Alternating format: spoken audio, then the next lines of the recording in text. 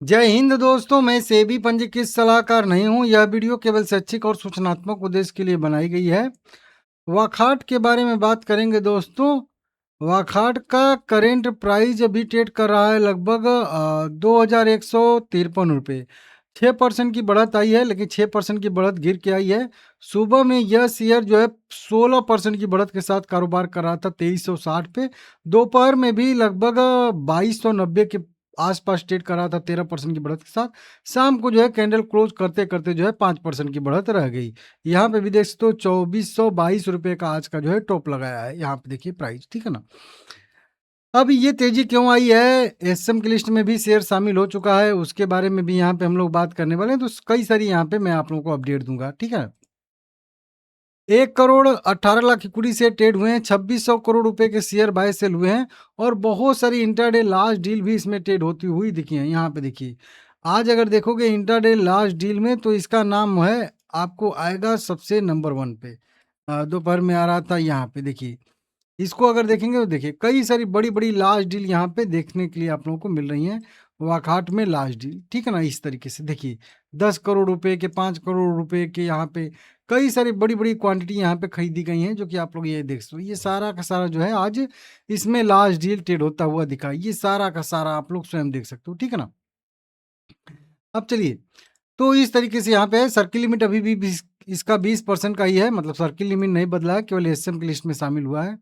और यहाँ पे तो अभी एसएम का लिस्ट इसका छापा नहीं है, लेकिन छाप देगा कल से, ठीक है ना। देखिए तेजी पहले क्यों आई थी, इसकी वजह से एसएम की लिस्ट में गया है। देखिए इसको जो है यूएस एफडीए से एक जो है जेनिच करके जो है एक दवा को जो है मंजूरी मिली थी। यही अपडेट 28 तारीख को भी आया था और यही खबर हम लोगों को यहाँ पे कल भी मेरे हिसाब से देखने के लिए मिल रही है। तो इसके वजह से ही कंपनी के शेयर में जो है इस दवा को मंजूरी मिली है, एंटीबायोटिक यह है। न्यूज़ देखेंगे यहाँ पे, तो यहाँ पे देखिए वाखाट को जैनिच एंटीबायोटिक के लिए अमेरिकी एफडीए की मंजूरी मिल गई। शेयर में 19% का उछाल देखने के लिए मिला। यहीं यहाँ पे 19 घंटे पहले, 6 घंटे, 7 घंटे, 8 घंटे पहले की खबर। मतलब इसी वजह से शेयर में तेजी देखने के लिए मिल रही है। हालांकि उसके पहले से भी शेयर में अच्छी खासी तेजी देखने के लिए मिल रही है, 25 मई से ही, ठीक है ना। तो अंदर खाने खबर थी कि इस दवा को मंजूरी मिल सकती है, इसकी वजह से यहाँ पे देखने के लिए मिल रहा है, ठीक है ना। रिजल्ट भी कंपनी का बढ़िया आया था भाई। 164 करोड़ रुपया का नेट प्रॉफिट है, मार्जिन भी बढ़ के 23% हो गया था, रेवेन्यू बढ़ा था, सब कुछ बढ़ता हुआ देखने के लिए मिल रहा था। तो इसकी वजह से भी शेयर में मोमेंटम है। नीचे के साइड से देखेंगे तो पिछला अगर देखेंगे 3-4 महीने पहले यह जो है शेयर था लगभग इस वाले प्राइस पे 1100 पे, अभी है 2100 पे। लगभग लगभग डबल होता हुआ हम लोगों को दिख रहा है। तो हालांकि ये अभी फिलहाल में तो शॉर्ट टर्म के लिस्ट में ही गया है और इसी वजह से, इसी तेजी की वजह से जो हाल फिलहाल में ये बड़ा मोमेंटम आया है, इसकी वजह से इसको एसएम की लिस्ट में डाल दिया गया है। ऊपर से जो है इसमें प्रॉफिट बुकिंग भी आई है। सीधा सीधा मैं आप लोगों को लिस्ट दिखा देता हूँ। जिन भी स्टॉक को शॉर्ट टर्म के एसएम के स्टेज 1 में डाला गया है 2 जून 2026 से, मतलब कल से, उनकी ये लिस्ट है।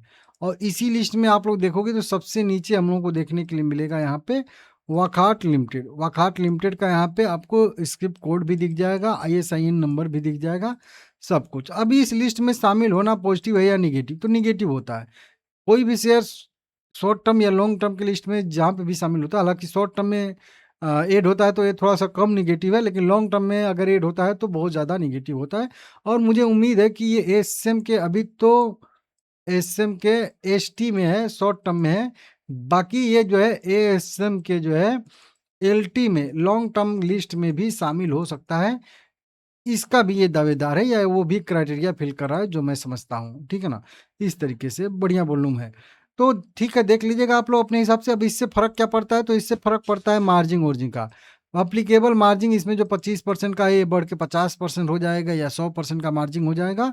तो इसके वजह से शेयर जो एमटीएफ में आप लोग खरीदते हो ना, कि मतलब 2000 वाला शेयर है तो 500 रुपये में ही आप लोगों को ऑफर कर दिया जाता है, एमटीएफ में खरीद लीजिए। 2000 अगर आपके पास है तो आप 4 शेयर खरीद सकते हो, जबकि आप खरीद सकते हो एक ही शेयर। तो अब 4 शेयर खरीदो, 3 शेयर एक्स्ट्रा। अब एमटीएफ में आप मार्जिन पे खरीद लिए हो, लेकिन मार्जिन अब बढ़ जाएगा जब, तो आपसे पूरा मार्जिन मांगा जाएगा, तो आप दे नहीं पाओगे, तो फिर आपको एक्स्ट्रा वाले शेयर सेल करने पड़ेंगे, तो दबाव आएगा, सेलिंग आएगा, सप्लाई आएगी, ठीक है ना, इस तरीके से। और एमटीएफ में अब कोई शेयर खरीद नहीं पाएगा 500 में, अब उसको 200 2000 रुपया ही देना पड़ेगा एक शेयर खरीदने के लिए, तो डिमांड भी कम हो गई। नहीं तो बंदा को एमटीएफ में मिल जाता 2000 में 4 शेयर खरीद लेता। तो ये सब थोड़ा सा सप्लाई डिमांड वाला रूल काम करता है, इसकी वजह से थोड़ा सा निगेटिविटी देखने के लिए मिलती है, गिरावट देखने के लिए मिलती है। एसएम के लिस्ट से बाहर कब आएगा, इसकी वीडियो मैं डिटेल में आगे बना दूंगा।